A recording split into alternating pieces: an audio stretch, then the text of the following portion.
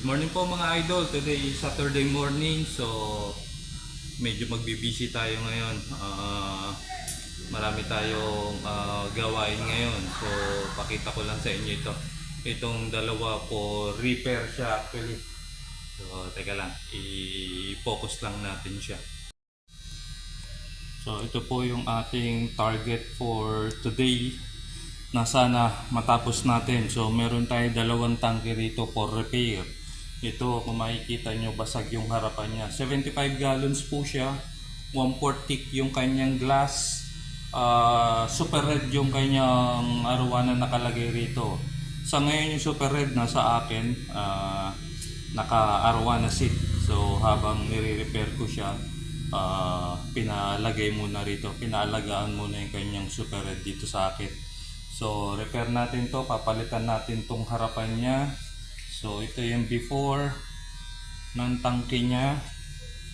Mamaya natin kuhanan yung after matapos natin siya. So kita nyo naman basag na basag yung harapan niya.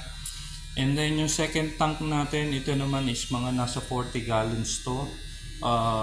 Medyo ang sira niya naman is yung ilalim niya. Ayun, may crack yung ilalim niya. So yung ilalim naman ang papalitan natin dito. So ayun po.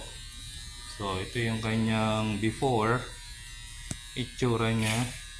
So lagyan natin ng brace to sa ilalim. Lagyan natin ng support sa ilalim para medyo mas matibay. So ayan po yung itsura ng dalawang tangke. Repair po natin to. Maya maya lang po. So ito po yung ating super red na inaalagaan ngayon habang ginagawa yung tangke. As you can see po, medyo napunit yung kanyang pinage. Yan po. Yan. Sa ilalim at saka yung sa buntot niya. Wasak po siya. So hopefully makabalik naman siya ulit. So medyo malaki na ito, nasa 14 inches na po siya. Medyo kulang yung ating tangke, kaya iwasan lang natin siya may stress. So ayan po yung ating super red na inaalagaan ngayon.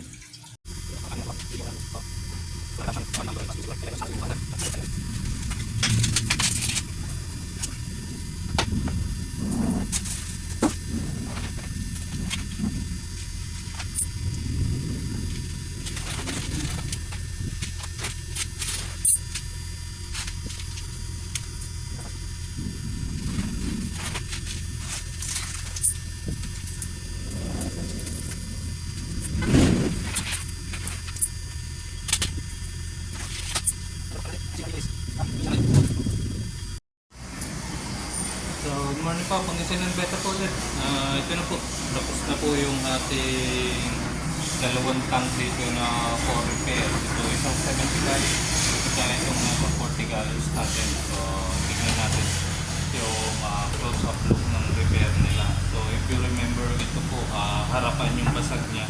Yung isa natin is ilalim ang basag niya. So tignan lang na po natin.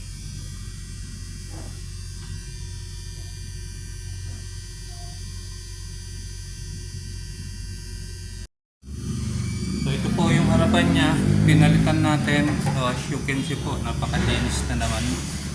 Ayan po. Then yung ilalim niya, may hidden crack pala siya. May nakita tayong hidden crack. Since hindi pa naman wall to wall yung kanyang crack, tinry namin tagpian na lang muna siya. Saka na lang palitan ko talagang bibigay. Pero tingin ko hindi man siya bibigay na. So ayan po. Inayos na rin natin yung sticker niya, tinanggalan na rin natin ng konting mga watermarks niya dito. So konting linis lang ito. Good as well nyo na naman itong kanyang 75 tank niya. And then ito naman ilalim, yung kanyang tamang road button. So pinalitan ko na yung ilalim niya, and then nire-reinforce ko siya, nilagyan ko siya ng brakes. Para sana sa malalaking tank lang talaga yan, pero since suki natin, so nilagyan ko na reinforcement na rin yung ilalim niya, brace niya, para talagang iwas basag na siya. So ayan po yung ating mga repair. tapos na, ready for pick up na. Ito, dideliver na sa may-ari. Ito for pick up siya para makuha na rin yung kanya supply dito. And then hopefully masimulan natin ito, yung setup nitong ating 75 gallons tank na planted. So ayan, naka-ready na yung mga drip food niya. So simulan natin ito mamaya-maya lang. So yan po, Pangasinan Beta po ulit.